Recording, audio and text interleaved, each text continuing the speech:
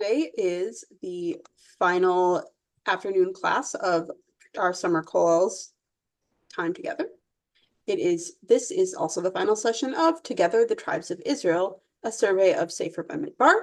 And today we actually have we've been learning for the past 2 weeks with Rabbi Kelsen, and today we have the pleasure of learning with Rabbi David Silber, who is the dean and founder of Drisha. I'd like to hand things over to Rabbi Silber. Thank you very much. Okay, so we're going to be looking at the book of Bamidbar, sort of an overview and some of the main issues that arise throughout the book. I understand that to this point you begin to talk about that, and one of the fundamental themes of Sefer Bamidbar, of course, is the two different generations that the book speaks of. The book of Bamidbar, which is also called in our tradition Chomesh HaPikudim, the book of numbering, or in English, Numbers. The name of the book being Numbers is an old Jewish tradition. And because in the book of Numbers, in Bamidbar, there are two different censuses that take place. One is in the very beginning of the book, and there's a second census in chapter 26. And the census appears twice because there are two different generations that are being counted. The first census is the generation of those that leave Egypt. They all die in the desert, essentially, in the middle of this book. And then there's a new generation that emerges, their children. And their census is taken in chapter 26. And that's the generation that will actually possess the land of Canaan. The conquest of Canaan does not take place in the Torah.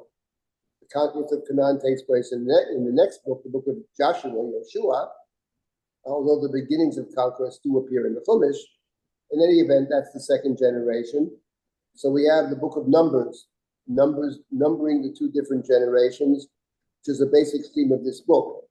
The Jewish people that emerges in the Torah is a combination of those that left Egypt, called Yotzei Mitzrayim, and those that will eventually possess the land.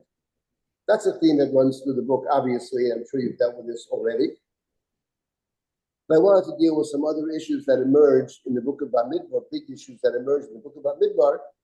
The book of Bamidbar is a continuation, as it were, of the previous books. That is to say, the book of Shemot, the book of Bereshit, Genesis, is about the building of the family. There's a covenantal promise made to Abraham and passed down from generation to generation by certain members of Abraham's family. So in the end of the book of Bereshit, we have the construction of the family. Jacob, his wives, and their 12 sons, and the daughter Dinah, but fundamentally that's the family. Up to Yaakov, it's not about the entire family. The entire family is not covenantal. It's a selection process in each of the generations. It's one of Abraham's sons, it's one of Isaac's sons who will be covenantal. And then you talk about the book of Exodus, which talks about the family coming down to Egypt with their house, Ishu Beito Ba'u. But the book of Exodus is about the formation of the Jewish people. It's about peoplehood. It's not just about the families. It's about becoming a nation. And the book of Bamidbar continues with that theme. So the first point I wanted to make about the book of Bamidbar, and if people have comments or questions, they should speak up, and I'll stop periodically and invite comments and questions. But in any event, the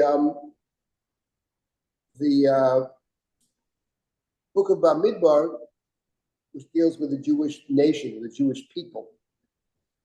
And there are two different ways that the book of Bamidbar describes the Jewish people. And this is something that runs through the Torah and runs through the prophetic writings as well. And that is the two different ways to see it, because the people are essentially tribes. There are 12 tribes. There are actually 13 tribes, but let's call them 12 tribes for now. And we know that Jacob blessed each of his sons at the end of the book of Bereshit. Each one has a distinct blessing, so they're different. And the land is divided according to tribes. Towards the end of the book, there's a whole discussion at the end of the book, the way the land is to be divided. And 12 of the tribes actually possess land. They get land. But the land is not who gets what piece of land in the Torah. is decided by means of a goral, which is a lottery.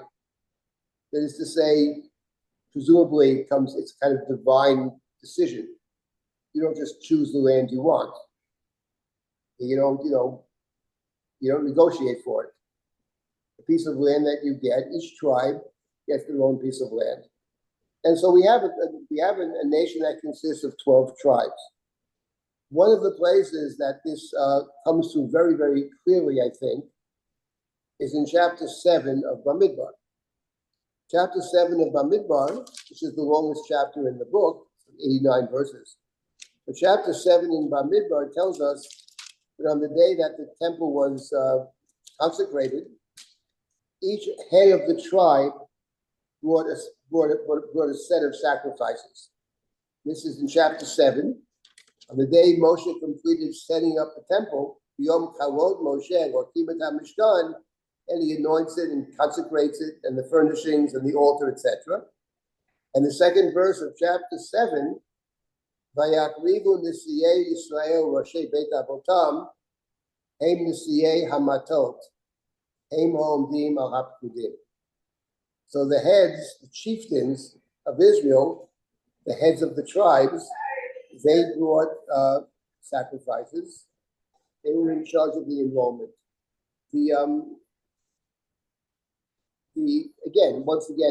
So the Torah says that the heads of the tribes brought special sacrifices. They came in wagons, and they brought a whole bunch of different things to the temple.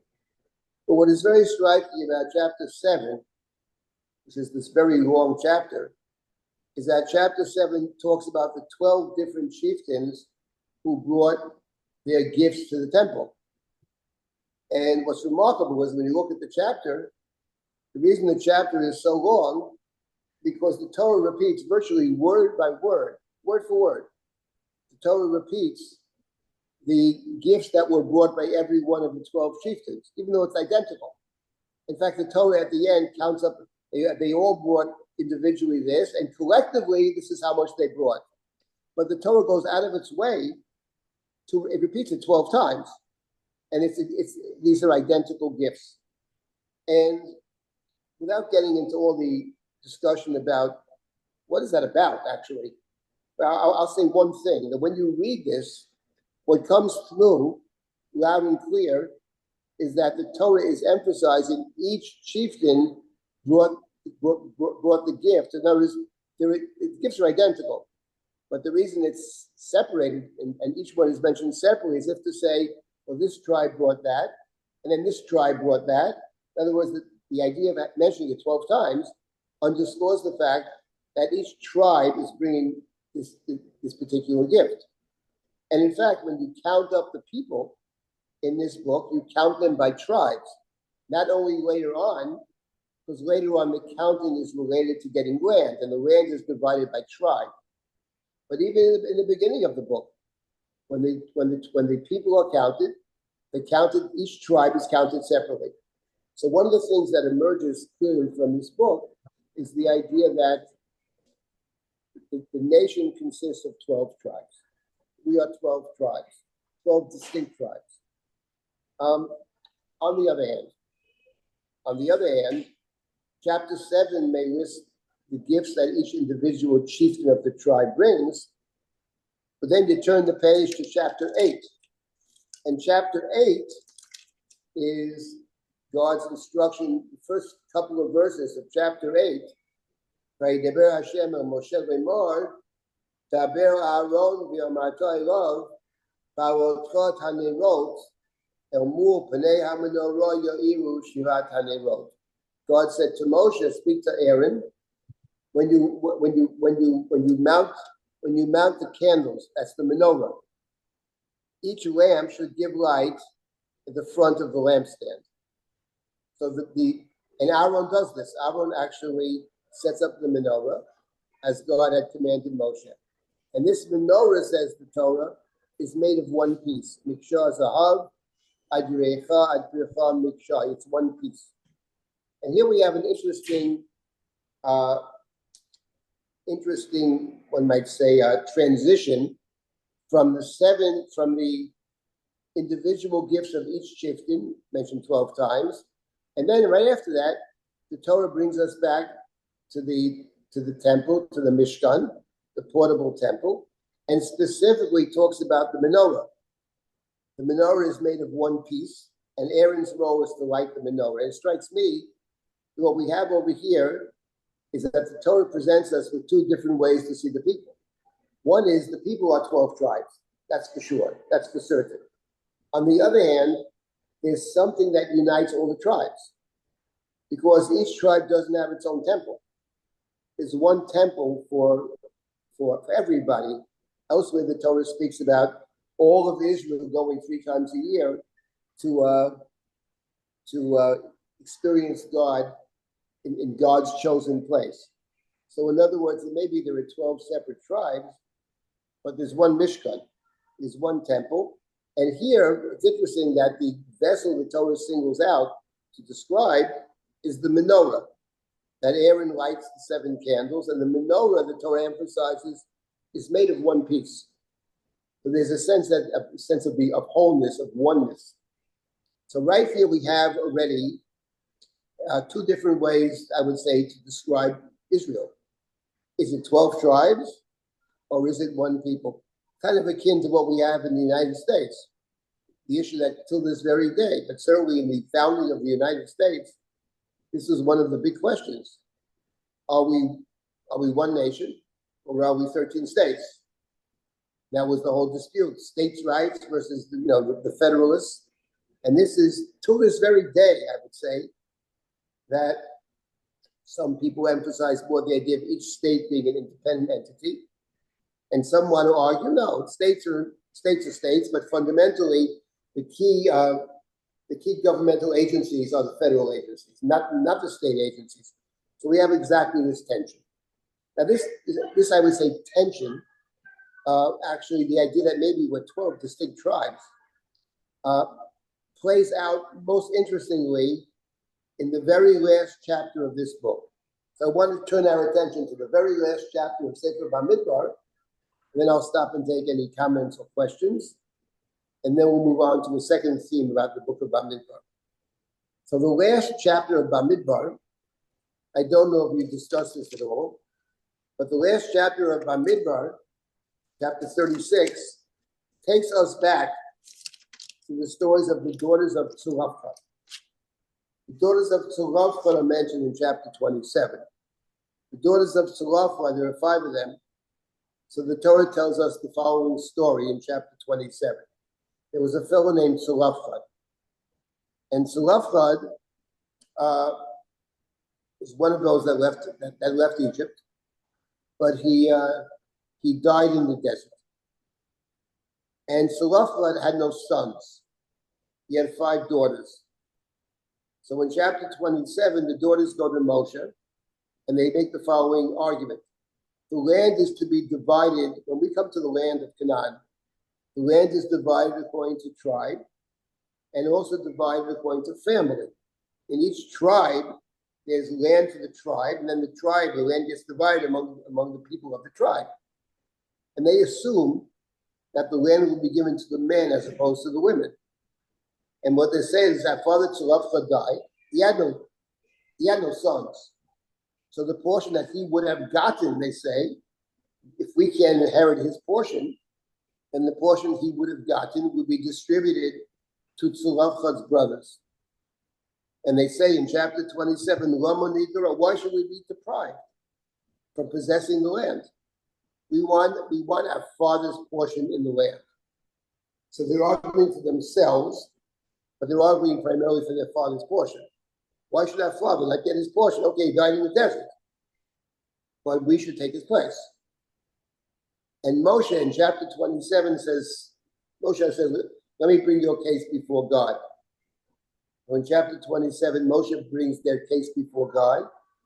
And God says in chapter 27, Cain benot Tzulafcha dovrot. Yes, Tzulafcha's daughters have a very good argument. And that's the rule is that when there are no sons, the daughter inherits. And in this particular case, Tzulafcha would inherit their father's portion. And furthermore, says God in chapter 27, this is going to be the rule from now on. This is the rule. Whenever there are no sons, the daughter gets their father's portion, right? Exactly that verse on the page. The laws of inheritance, which are interesting laws, are coming out of the story of Tzlafchad's daughters. It's a famous story. Many people are familiar with that story. What people are less familiar with, I think, and less well known, is the sequel to the daughters of Tzlafchad, which is chapter 36. Now, chapter 36 is a very important chapter. Why is chapter 36 a very important chapter? Well, it's important, first of all, because it's the last chapter of the book.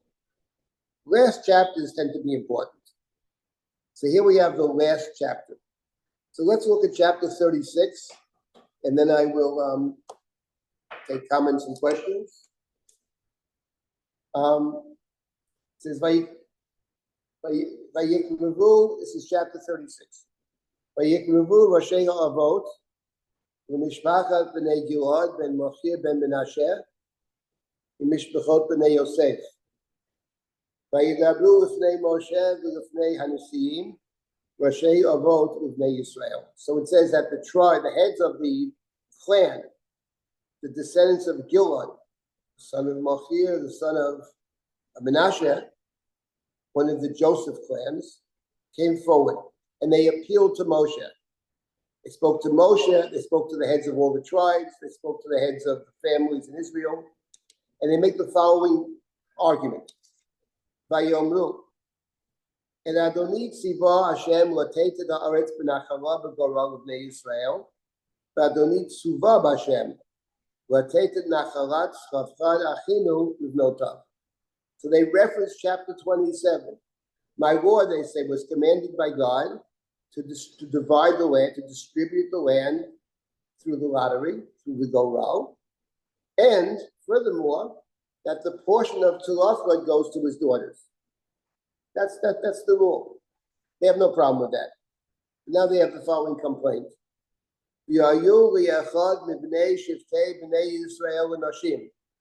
And what happens when these women get married? They're going to marry somebody from Israel.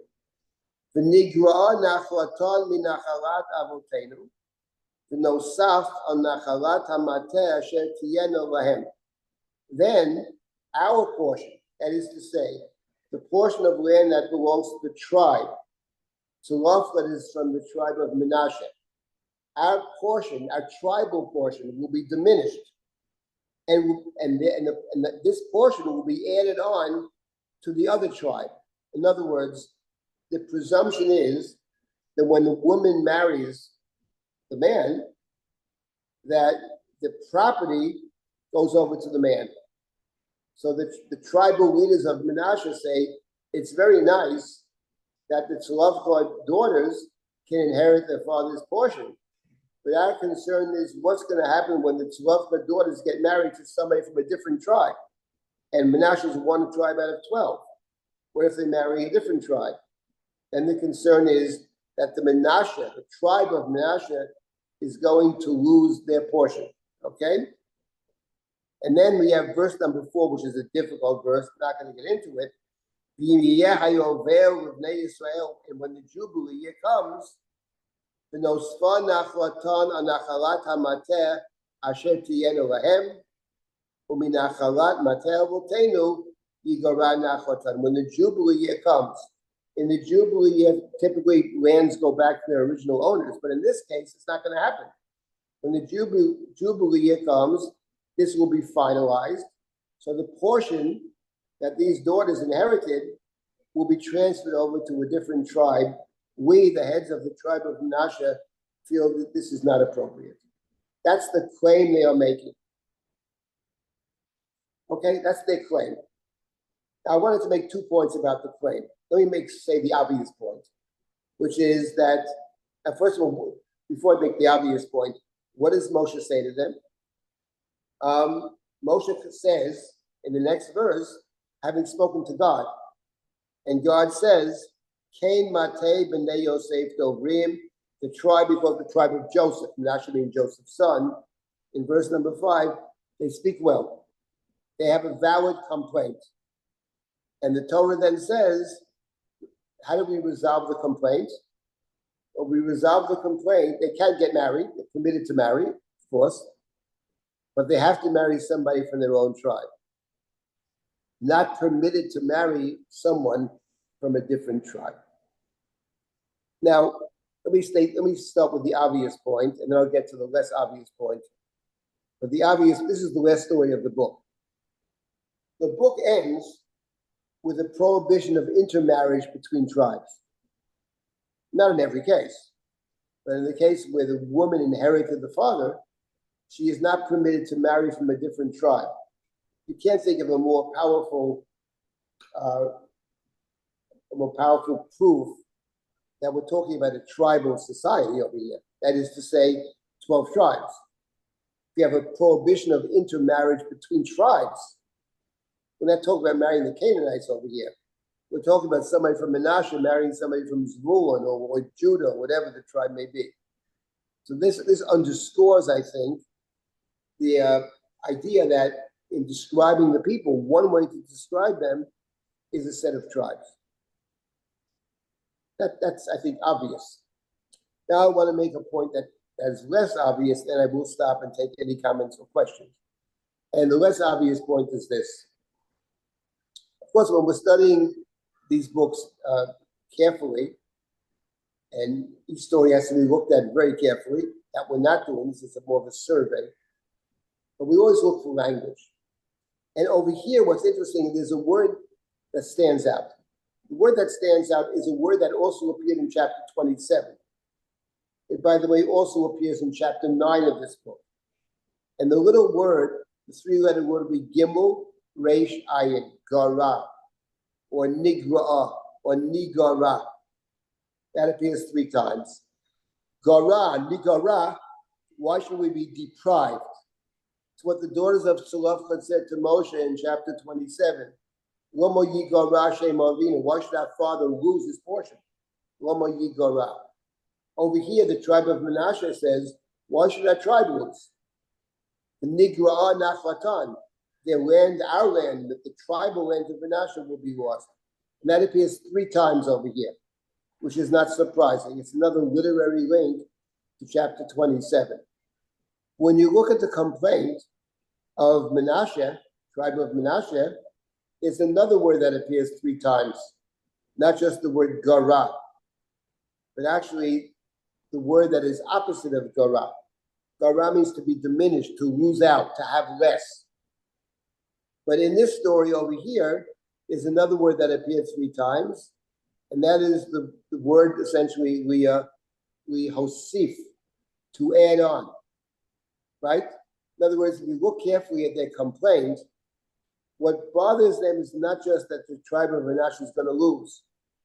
What seems to bother them is the other guy is going to get more.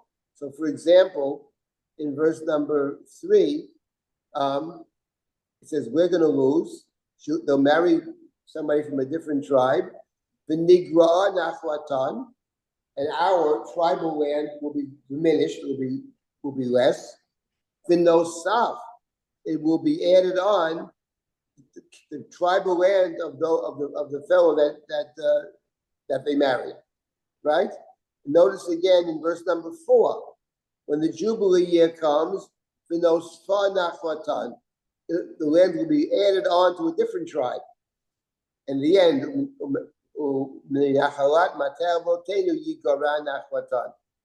so what bothers them isn't just the tribe, their tribe's going to lose. What seems to bother them is the other tribe's going to get more. And what's interesting is that the people that make the complaint are from the tribe of Manasseh, but the Torah emphasizes Manasseh mimishpechot b'nei Yosef, from Joseph. Yosef is related to the word Lahosif. Why was Joseph named Joseph? Because when Rachel bore Joseph, she said, Yosef Hashem li ben acher. God should give me another child. Those who studied American history, the Puritans, Cotton Mather, the well-known Puritan teacher, his son was named Increase Mather. Increase is Yosef. Increase, Mather, Yosef. That's In other words, and God says, Ken Mateh b'nei Yosef Dovrim. God agrees with Menashe. The sons of Joseph have a good claim. And my point over here, and then I'll stop and take comments and questions, is this: that what the Torah has done in the last chapter of this book is bring us back to the last chapter of the first book of the Torah, the book of Genesis, the book of Breshit. How does the book of Breshit end? Joseph and the brothers.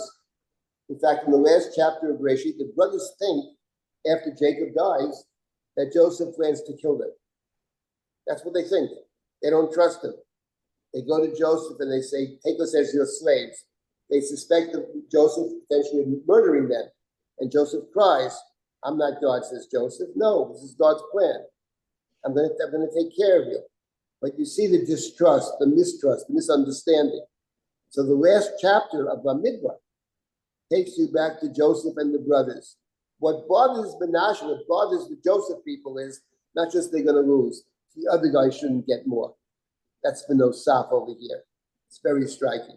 Here you get the real sense of conflict between tribes, of potential animosity between tribes. This is a theme of the book. The idea of tribal society on one hand, also one people, is one temple.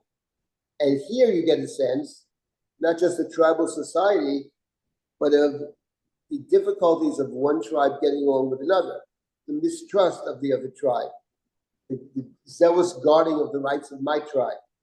That all appears in the last chapter of the book of Bamidbar. Let me stop here for a moment.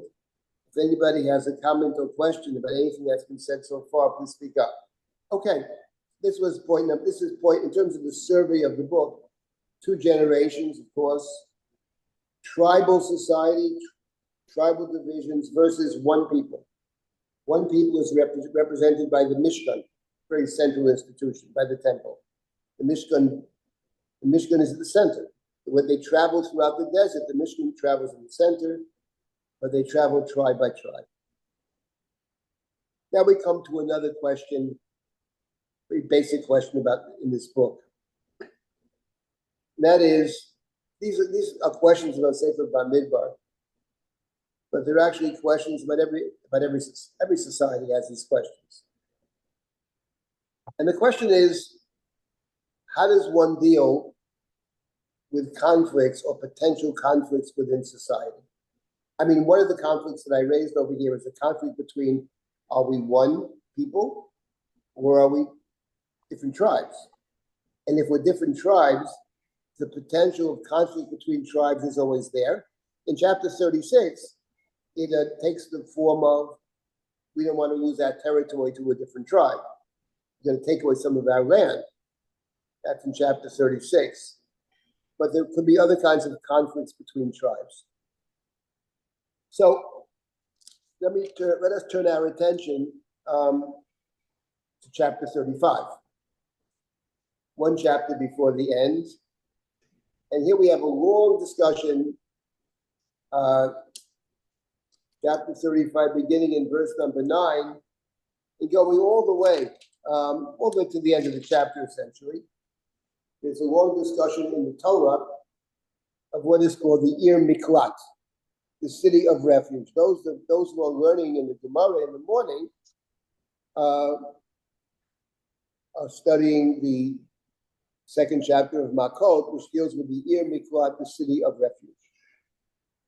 What is the city of refuge about? So chapter 35 is one of the 2 lengthy discussions in our Torah of the Ir Miklat. The other one is in the book of Bamidbar.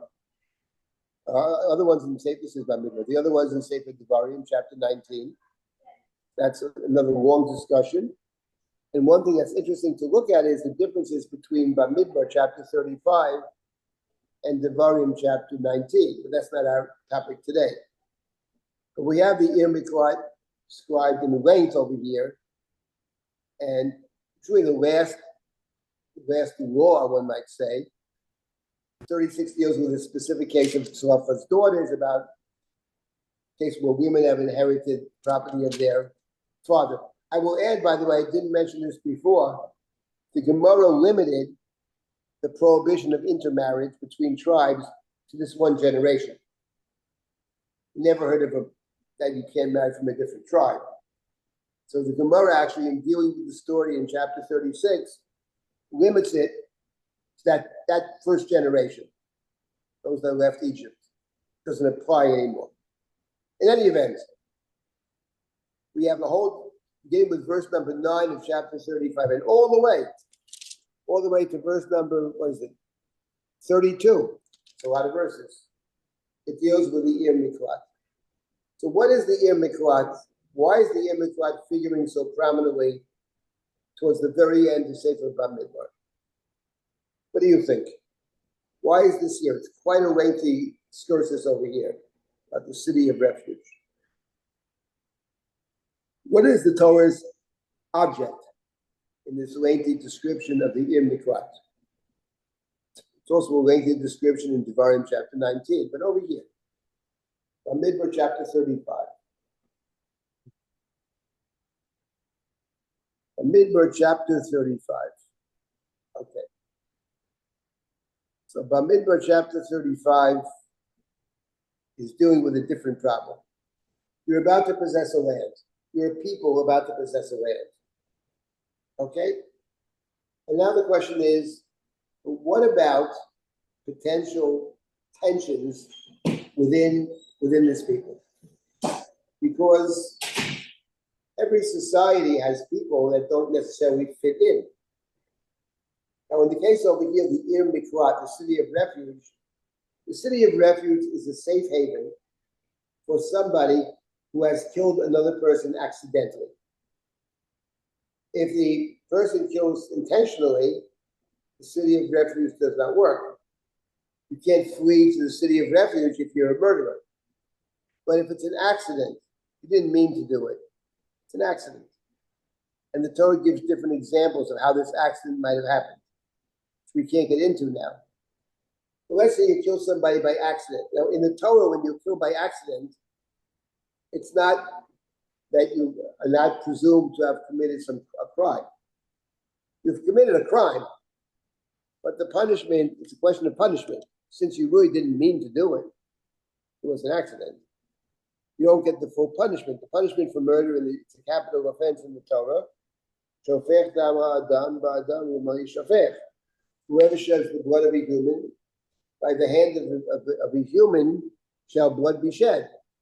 So that's clear. That's murder is murder, and you put to death. But if it's an accidental murder, you didn't mean to do it. It was an accident.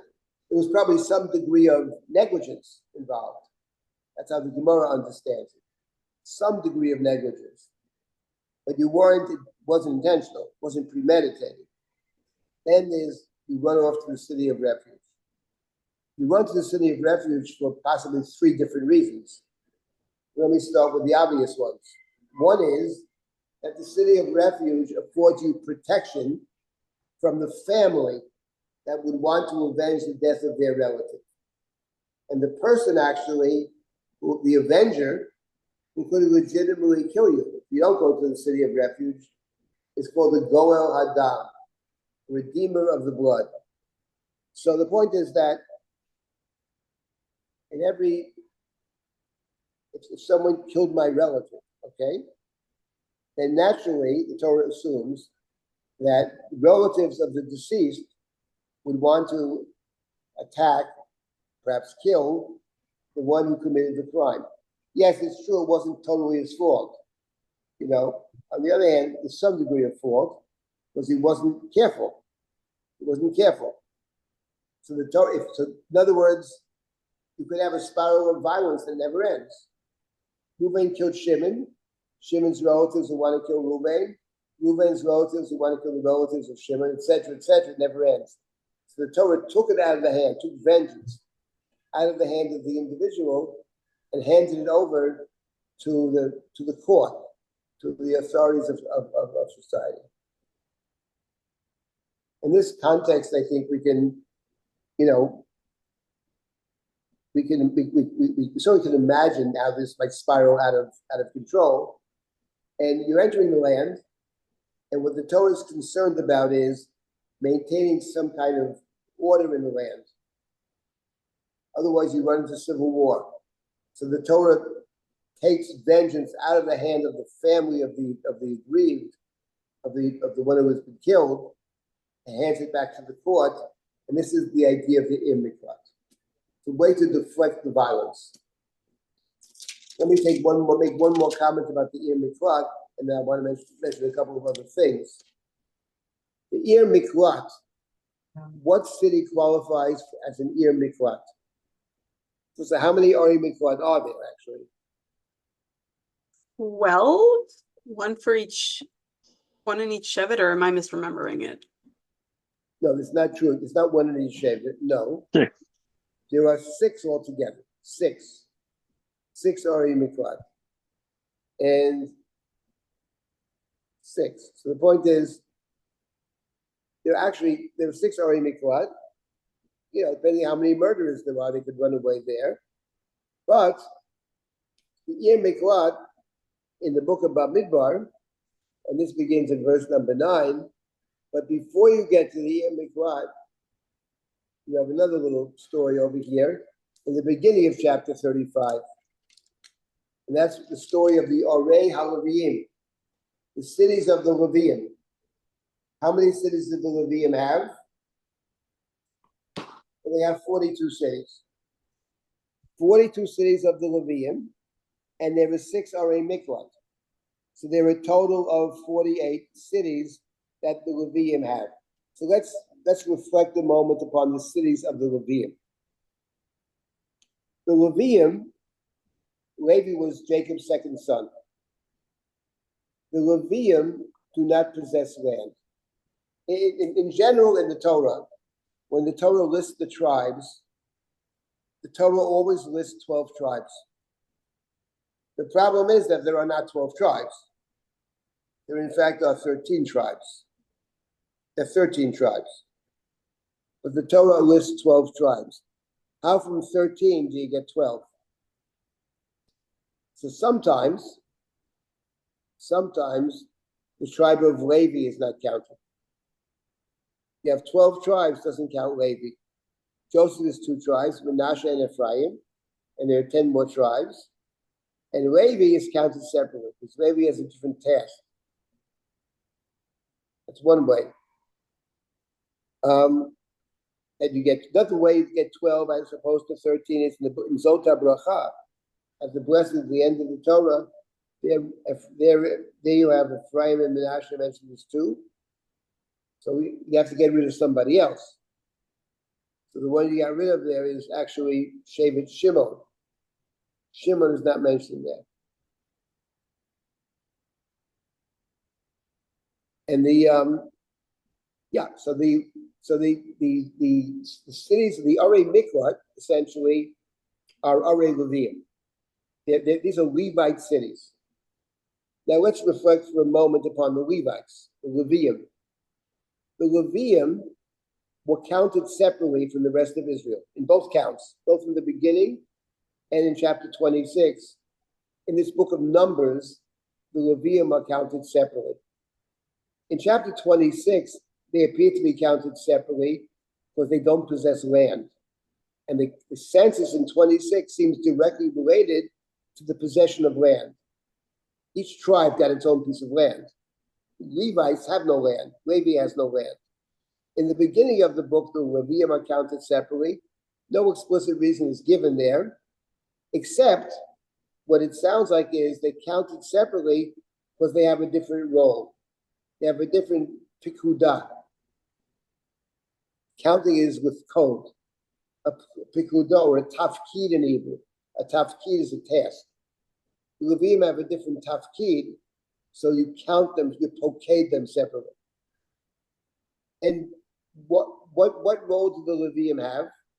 We read this recently in Bamidbar and Parshat Korach. One of the roles of the Leviim is to serve as a buffer between Israel and the Mishkan, a kind of to make sure that Israel doesn't rush forward into the Mishkan. They're not allowed to just walk in there. They don't work there. The priests work there. They can come on occasion for different things, but the Leviim are a buffer. The Leviim live around the Mishkan. They don't live in the same place. Now, what is that about? How do we understand the fact that the Leviim live separately? They don't live with the other 12 tribes. There are 4 groups of 3 tribes, and then the inner circle of that are the Levium. How did that come about? Why is that the case? Well, what event in the Chumash would explain why the Levium are separate? Well, the Levium takes center stage in a very important story in the Torah, which is the story of the golden calf, the Egel Hazav. Moshe came down the mountain, Israel is dancing around the golden calf. Moshe shatters the tablets. Moshe says, Mi Lashem Elai, whoever is for God, come to me. Shevet Levi, the Levium join Moshe. And Moshe instructs them, we have a civil war. The perpetrators who made the Egel have to be defeated. So the tribe of Levi rises up against those that built the golden calf, and they kill many of them. In other words, the Levium actually are separated out from the rest of the people through an act of war. It's a civil war. It's the Levi against the others. And the Levium, when you kill in the Torah, yes, by accident you go to the city of refuge. But even if it's not by accident, but it's for a noble cause, apparently you're also required to go into exile. At least in the Torah, the Levium are exiles. They're living separately. So the cities of the Levium, the 48 cities of the Levium, 6 of them are cities of refuge. And it actually makes perfect sense, because the Levium themselves, actually, one might say, are dwelling in a kind of city of refuge. They don't live with anybody else. They're living separately, and we could trace that back to the story of the golden calf of the Egel. And in chapter 35, these 42 cities, the other tribes of Israel are instructed to give them cities. The cities of the Levium don't come to them by means of the lottery, but the other tribes are instructed to give cities to the Levium. And the idea of giving cities to the Levium, basically that ends up with 48 cities, 6 plus 42, is, I believe, another way to address tension within society. Because the Levium are essentially living separately as a product of a civil war.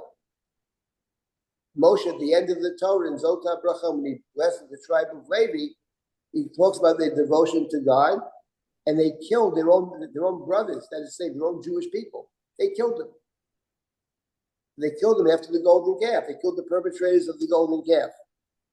And I think what we see over here once again is that the Torah is addressing a tension in society. One of the tensions is Levi and the other tribes. The civil war, Levium killed the other tribes, and they go to exile. But the Levium they killed for a noble cause. So the cities of the Levium are given to them by the other tribes, not in the lottery. They granted to them by the other tribes as a way of saying, we actually accept you. But this is the larger question of Sefer Bamidbar. There are groups within the nation that it's hard to accept, that people have a tough time accepting. So one is the accidental murderer who has to be afforded a safe refuge. Otherwise, the other relatives of the deceased will take vengeance, and you have a society which there's no end to the bloodshed. And of course, the second is the Levi who engaged in the civil war, but it was on Moshe's side and for God. We have to find a way to include the Levi. It's very important to include the Levi. Let me give one more example of including people that one might think to exclude. And then I'll stop and take comments and questions. So far, we haven't had too many comments and questions, but let me give you another example of someone who, and actually, it's actually another issue which is central to the book of Bamidbar, a related issue. The book of Bamidbar, in the 6th chapter, talks about the Nazir, the Nazarite. The Nazarite, says the Torah, man or woman who took a vow to be a Nazarite. In the Torah says that includes not taking a haircut, not drinking wine or wine products, and not shaving and not shaving. And that's what a Nazir does. Okay. Now the Nazir becomes a Nazir. How does one become a Nazir? What do you do to become a Nazir? So what you do to become a Nazir is you take a vow. Nazirut is a vow. It's a neder. Neder Nazir it's called. You take a vow. You swear. It's not swearing exactly, it's a vow. You take a neder that you will abstain from these things, not drinking wine products, cutting hair, not coming into contact with any dead, even your own family members. That's the Nazir. Now, and the Nazir is called holy unto God. If we think about someone who's holy unto God, the description of the holiest person unto God is the description of the high priest, the Kohen Gadol. And the Kohen Gadol, among other things, even though the Kohanim are not allowed to come into contact with the dead, they become Tameh, but a normal Kohen can come in contact with his closest relatives. That's different. The coming into contact with the relatives, going to the funeral or whatever, that trumps, for the regular Kohen, the laws of Tumah, but there's one exception to that, that's the high priest. The high priest can never become Tameh. So the Nazir, actually, is someone who wakes up one morning, maybe he's from the tribe of Zevulun, who knows where, any tribe, doesn't matter. Wakes up when they say, you know something, I'm taking a vow to be a Nazir, I'm going to be holy to God, I'm not cutting my hair. And the Torah says, that's valid. That's valid. Don't do it forever. But the Torah spends a lot of time describing the conclusion of the Nazirite vow. But so the Nazir, what is the Nazir saying in effect? The Nazir is saying, I want to be like the high priest. I want to be a holy person like the high priest. And the high priest goes to no funerals, even his closest relatives, even his parents. He can never come into contact with any dead, any corpse. Same thing for the Nazir. So what does the Torah say? I wake up one morning, I want to be a high priest. And you could say to me, you want to be a high priest, but you're not a high priest. You're not even a low priest. You're a guy from who knows what tribe, Shevet Yisachar or something. You're a regular guy from a tribe of Dan, Yisachar, whatever it is. You're not a high priest. You're no high priest. Don't kid yourself. And I say, I want to be a high priest. I want to be the Kohen Gadol. What does the Torah say? Can I be a high priest or not be a high priest? So the Torah says it depends. You can't be a high priest forever. You can be a high priest for a specific amount of time, but not forever. So the Torah wrestles with this question. What do you do with people that don't fit in? This is the question. Pretty basic question, actually. How does society deal with people that don't fit in? And you cannot fit in for any number of reasons. In many ways, it's not fitting in. I give the example of the Nazir. This guy doesn't fit in, not because he's not holy.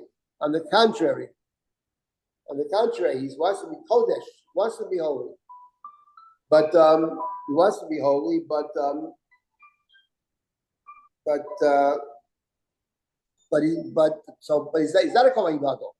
He's not a high priest. So the Torah says you can be a high priest temporarily for a short amount of time. The Torah allows it, provided you go back to the community. You can't separate yourself from the community. In the Torah, the Nazir is a temporary institution. That's why in chapter 6, it's as much time spent on terminating the Nazirut as there is on describing it, even more. So I give this as an example of tension within society. Tension within society can take many forms. Someone who's done something that will infuriate other members of society, and the unintentional murderer. Tension between tribes, and tension between an individual and society in general. The person who says, I want to be a high priest, I want to be special, I want to be different, I want to be holier. Says the Torah, you can be holy, but you got to return to the people. And that's the Nazir. So I give these as examples. What this book is about. It's very real. I mean, Levi's not living with us. The Levi had a civil war. The Levi was on the other side. The Levi killed our brothers and sisters, or who knows.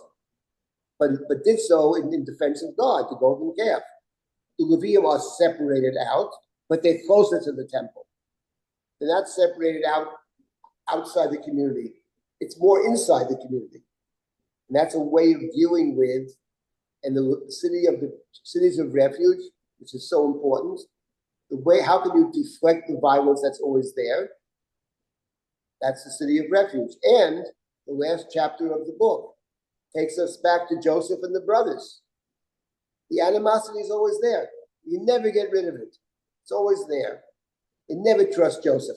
The kingdom of Israel is divided in the later books of the Bible. The northern kingdom and the southern kingdom. The southern kingdom is Judah. The northern kingdom is Ephraim or Joseph.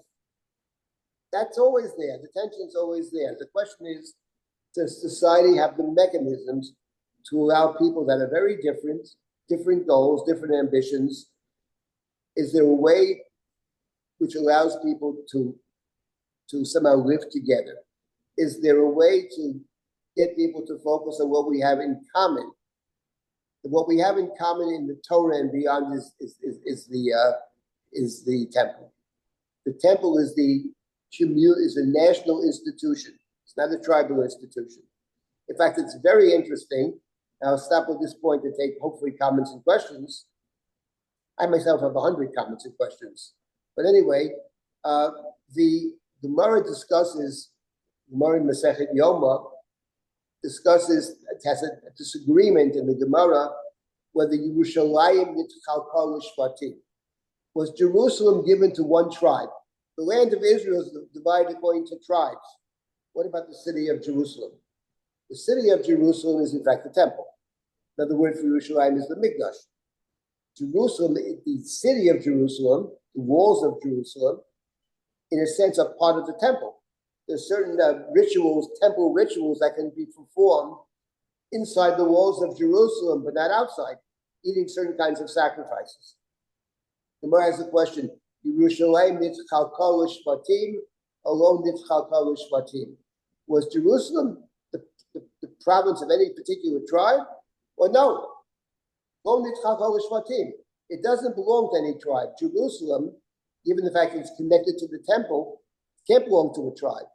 That would make it tribal. No, it's the property of the Jewish community in general. Yerushalayim lo nitzchalkal shvatim. And whether we hold yes or no in that instance, but the idea that the temple is the central institution, is one place. God said to Aaron, you represent that. You light the candles. That represents the unity, the oneness of the Jewish people. That is exactly the tension, one of the tensions, one of the themes that runs from this book, through this book from beginning. So it's actually a fascinating book. And I invite everybody to go back to the book of Bamidbar and to study it. We're actually reading it now in the synagogue, and it's a fascinating book. And it's very real and it's very relevant. Societies around the world, whether it's the United States, Israel, other countries, can people figure out a way to stay together? I'll say one last point about this issue. Can people coming from different places and different commitments come together? This is actually, as far as Greece is concerned, this is, to me, the central question. Because Greece is not a particular denomination. We get people from all denominations. We get a lot of traditional Jews, a lot of self-described Orthodox Jews, and we get plenty of others too. And actually, everybody's welcome. And not only is everybody welcome, but we try to create an environment where people can play out their own commitments. In person, we used to have more than 1 million. The participants decide on the minyan, because the point is you can come to a place and be yourself, not pretend to be somebody else that you're not. So we honor the difference, but the question is, given those differences, can we come to learn Torah together? Can the Torah bring us together? That's the great challenge. I think that's the challenge that we've wrestled with for many years. I think the answer is yes. And I think over the years, demonstrated it is possible. But it's not easy. And the fact of the matter is, that is a very fundamental theme of this particular book. I'll stop at this point. Are there any comments or questions I'd be happy to address if I can? We still have 3-4 minutes. Yes. So, here. Speak up. I'll speak up rather than raise my hand. So two sets of observations. You mentioned before the root gara. So I think one of the first places, it may not be the first place that I see it in the book, is talking about Pesach Sheni. And those who are ritually impure say Lama Nigara. And I haven't looked at the translations, but I see the translation of that as being, or the conception of that is, why should we be diminished? And in all the places where this plays out through the book, it seems like there is, through this book of so many numbers and tribal assignments, that the idea of the individual kind of calling out and saying, I don't want to be forgotten, I don't want to be diminished, seems to be a theme through it. The other thing, the other observation. Before the second thing, I wanted just to comment that what you're saying is very, very true. And that story of the Pesach Sheni, the people that have been ritually impure and couldn't participate in the Paschal sacrifice, that the language over there is identical to B'not Tzlofan. Tzlomo Nigora. It's exactly the same language. And Moshe has exactly the same response, which is, let me see what God has to say about it. And in each case, they find a way to actually include them. In the case of the Pesach, it's what's called Pesach Sheni. You can't bring this sacrifice. Now, we'll give you a makeup sacrifice in 1 month for the Pesach Sheni. And I would say, furthermore, that it's actually Moshe in each case who has sympathy for the individual. Moshe has a lot of sympathy for the individual who seeks out real spirituality. He has no sympathy on any level if somebody wants to separate from the people for some other reason. For example, the 2 tribes who want to land on the other side of the Jordan, and they appeal to Moshe. And Moshe has zero sympathy. Moshe starts off by saying, what, they're going to fight the war and you're going to stay here? A very, I think, relevant statement to make. That makes no sense. Everybody fights together. Why should you be exempt from fighting? Why should other people fight your war? That's crazy. So Moshe has no sympathy for that. But when the daughters of Tzlofchot say, we want a portion in the land, which for Moshe is a spiritual request for Moshe. That's what Moshe wanted. He couldn't get it. But that was Moshe's plea. Or when people say, we want to participate in this sacrifice, which is all about becoming a Jewish people, okay, we happen to be impure, but we're still Jews. We want to be part of it. Moshe has all the sympathy in the world, and he actually, I think, even takes up their case for them. He wants to help them. Yes. So what's your second point? The second one actually follows up directly from what you said. So the 2.5 tribes say, we want to stay here, we like it here, and the half of the broad allocation of the cities of refuge goes to the 2.5 tribes on the other side of the Jordan versus all the other tribes on the other side. So it seems that there is, I don't know, it's not a shtuch, say, but it's some sort of a notion that these tribes in their kind of separatist perspective need to get a large allocation of Ari Miklat. Yes, that is certainly true. I think that particular story of it's actually 2 tribes that want to separate. The other half tribe, Moshe put there. But yes, but the idea of separation and the idea specifically that the tribe of Reuven is the one that wants to separate.